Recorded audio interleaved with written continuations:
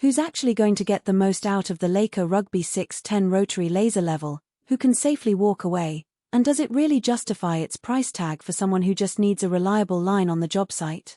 Those are the questions that keep most buyers up at night, especially when you've seen a few too many too good to be true claims on YouTube. Link is in the description if you want to check the product details on Amazon. I spent a few days watching how contractors, DI enthusiasts, and even landscape designers set up the Rugby 610, and I'm going to walk you through what I learned before you click that Add to Cart button. First, let's talk about the problem the Rugby 610 is trying to solve. A rotary laser level is meant to give you a 360-degree reference plane that you can trust from any angle, which is essential when you're laying a foundation, grading a yard, or hanging drywall across an entire room. The biggest frustration with cheaper models is that the beam drifts after a short run, or the battery dies before you finish a day's work.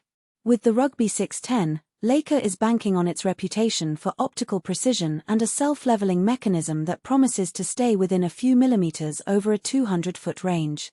That sounds impressive, but the real test is whether those numbers hold up when you're actually moving around a noisy, dusty site. If you're a professional contractor who needs to set multiple reference lines in a single day, think framing a house, pouring a slab, or installing a sprinkler system, this unit fits right into your workflow.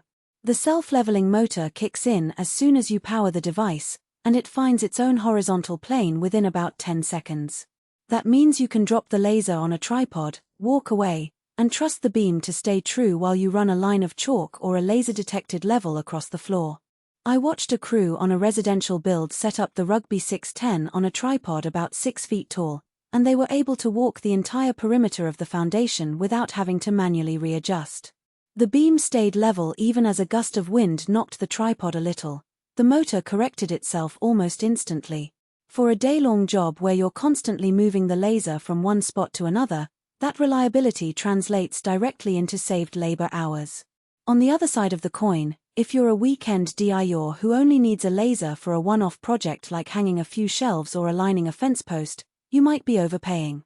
The Rugby 610 is priced in the upper mid-range for rotary lasers, and while you do get Leica's optical quality, you can also find simpler dot laser models for a fraction of the cost. Those simpler models won't give you a full 360-degree plane, but they'll still produce a clear, visible line that's sufficient for small indoor tasks. So if your biggest concern is just getting a straight line across a room, a basic line laser could be a more sensible investment.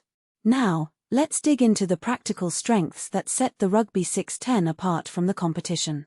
One thing that stood out during my testing was the visibility of the beam.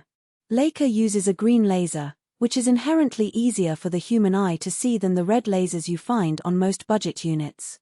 In bright daylight, especially under a clear sky, the green line cut through the glare without needing a detector.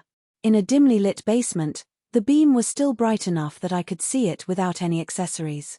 That dual-light condition performance is a real time saver because you don't have to switch between a detector and naked eye, you just set the unit and let it run. Another practical advantage is the battery system. The Rugby 610 runs on a rechargeable lithium-ion pack that, according to Leica's specs, should last up to 20 hours on a single charge. In practice, after a full day of continuous use on a construction site running the laser while multiple crews were taking measurements, the battery indicator was still in the green zone when I turned the unit off for the night. That means you're not stuck hunting for fresh AA batteries in the middle of a job, which is a common annoyance with older rotary lasers. The device also comes with a fairly robust mounting system.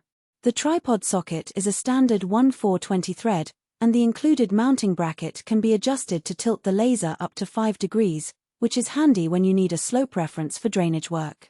I saw a landscaper set the Rugby 610 on a tripod, tilt it slightly, and then use the rotating beam to mark a gentle grade across a backyard.